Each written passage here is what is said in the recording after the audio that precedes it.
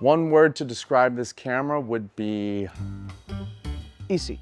Flexible. Interesting. Closer. freeing. For someone like me, this camera makes a lot of sense. I understand why there's so many different opinions about it and why some people might be a little bit more purist about this, but the first thing that this made me think of is one, for someone like me whose eyesight is fading, this is an incredible new addition to the lineup of the M system. And two, I have a lot of lenses that don't actually have those frame lines, right? And so like my favorite 24mm Elmerit, I have a whole range of R series lenses, 50 Summilux, 80 Summilux. They get whole new life on this system because I would adapt them on my L mount. I don't always want to carry around my SL3 because it's a little bit bulky. So for me, this is incredible to carry this around. So for the people that are saying that this is kind of blasphemous and Leica shouldn't have made that, I feel like there's both sides of the spectrum, right? Leica's a company that needs to move lenses, right? They need to sell glass. And a camera like this is showing you that they're a company that's okay with you investing in the past as well, right? Because people that have vintage lenses, they're gonna go digging into their repertoire. They're gonna go find lenses that are $200, $300 that are M mount lenses to put on this camera, which is incredible. But they also know, and they release new lenses like 35mm close focusing, 50-28, and the 35 Apo, right? That can all fit on this and also work incredibly new and well with this system. So maybe they shouldn't have done it for those reasons, that people are gonna dig into the past, but for anybody that's being purist about it, it's like, it goes both ways. You know what I mean? If you don't like this camera in particular, then you just stick with the rangefinder. It's not anymore a rangefinder camera, but it's a camera. When you take an M and you remove the rangefinder, still is an M that has a different kind of viewfinders. So today we are not removing the rangefinder, we are adding another option that is not based on the rangefinder, but is based on an electronic viewfinder. Still is an M with the form factor of an M, with the pleasure of being operated of an M. Not always you have to choose in life, but you can just add something and just give our customers more options.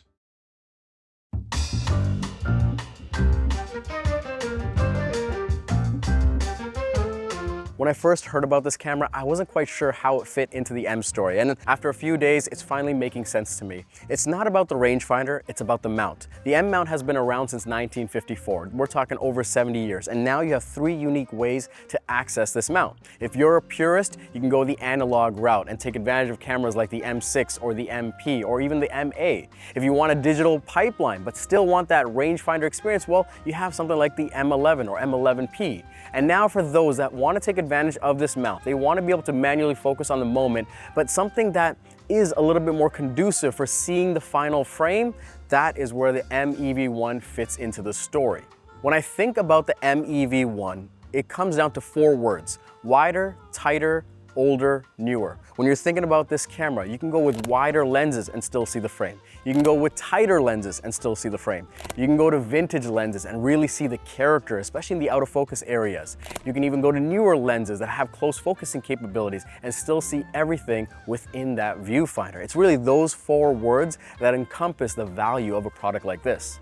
In case it hasn't sank in, I'm gonna say it one more time.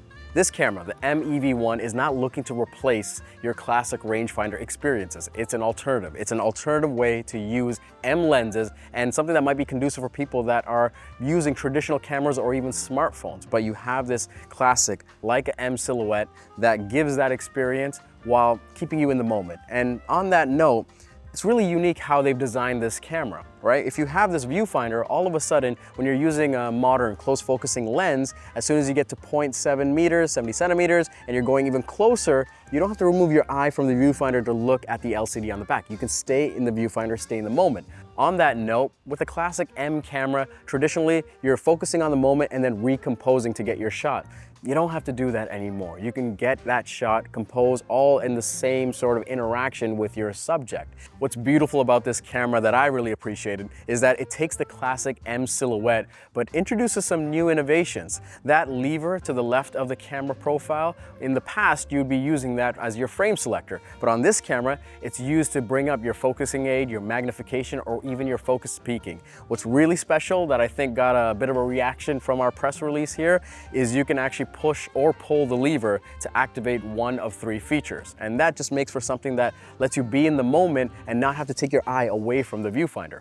On that note, I think that's what's really special about a camera like this, is that you spend less time moving, recomposing, and just not being in the moment. Imagine using one of these modern close focusing lenses where as soon as you get below 0.7 meters, you had to move your head away from the camera, look at the back screen. You don't have to do that anymore. Your eye stays in the frame. All right, let's take a look at the design of this camera. It resembles a lot of what the M11 offers, obviously with a much cleaner profile. The EVF, this is a 5.76 million dot EVF, high resolution, great refresh rate, and it goes right to this edge. So while it's using the same panel as what's seen in other Leica cameras, it is something that had to be redesigned to fit into this M solution. There's a different leatherette. It's this diamond pattern, really sleek, really stealthy looking. They've also custom designed a brand new grip that matches that same patterning. Something you'll notice right away when you pick up this camera, it's significantly lighter. Lighter than the M11P, lighter than the M11. It's just something that feels a lot more weightless in your hand. Using this camera, I see that it can actually complement some of the environments that I'm shooting in beyond just street and documentary work. Often when I'm in a studio or set or client environment, I'm reaching for my SL3, SL3S first to get the shots that I need and squeezing in the M to take advantage of these M lenses and get alternative frames, alternative results. Well, now with a camera like this, where you have something that's delivering the same viewfinder experience of an SL or a Q, you can see that final frame, but being able to take advantage of these M lenses, lenses that you can see the flare, the out of focus area, the character of them in the moment, it's actually a pretty interesting advantage where it finds itself being competent in a professional environment. But I think the real advantage here, well, two of them, is for those that are looking to get into the M system and want an easier entry point. There's a lot of people that want to get into this system, but they're often intimidated because of that range focusing mechanism.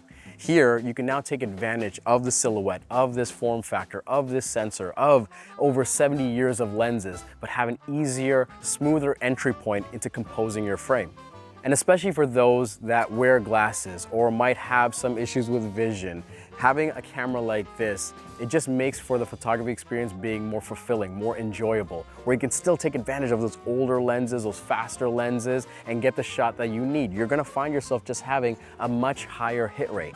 And that's the beauty of a company like Leica. They can afford to go out and make these niche products. In this case, a niche of a niche product that satisfies a need for an audience that still wants to be able to participate in what this community is providing. So the moment you start using this camera, you're gonna start thinking about what lenses you have, right? And so I've been going outside of the spectrum of Leica as well because I had some things that I just don't adapt ever, like this 50mm Canon Dream lens, 0.95. This is really fun. This is a camera that I wouldn't use all the time because it made me incredibly slow when I'm out taking portraits. And now I'm a lot faster, and that just being faster with this camera means that this lens is gonna get more use cases for me. Right. I've been using a 17mm lomography lens that's really incredible on this, which there are no frame lines ever on the M system, so it's all guesswork, right? Then I have the 135 Apo, which is an incredible lens that I would miss focus on almost 80% of the time that I use it, you know? So those type of lenses have been really fun to adapt to this camera. Well, I'm saying adapt because that's the language that we're used to, but the fact that these are natively attaching to this camera is amazing. Yeah. 75mm Summilux, the Mandler version 1.4. Right. That lens sings on this camera, and the beauty of seeing the shot fully, not just like projection of what it's gonna be, actually seeing the shallowness, right? Seeing the lens flares, seeing all the characteristics before you take the shot, is priceless.